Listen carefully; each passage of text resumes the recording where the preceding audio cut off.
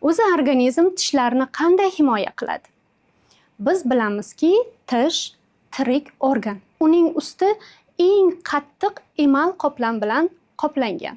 Bizning og'iz bo'shlig'imiz doimiy tarzda so'lak ishlab chiqarib turadi va bu so'lak og'zimizdagi tishlarni doim tozalab turadi. Uning tarkibidagi lizotsim esa bakteriyalarni o'ldirib turadi. Demak, tishning emal qavati mustahkam bo'lsa hamda so'lak normada ishlab tursa, karies rivojlanmaydi. Biz bilamizki, Markaziy Osiyo hududi quruq va issiq iqlim mintaqa hisoblanadi. Bu mintaqada yashovchi insonlar organizmida suvsizlanish tez-tez rivojlanib turadi. Va natijada tabiiyki so'lak ishlab chiqarilishi kamayadi. So'lak ishlab chiqarilishining kamayishi tishlar yuvilishiga ta'sir ko'rsatadi va karies ko'proq rivojlanadi.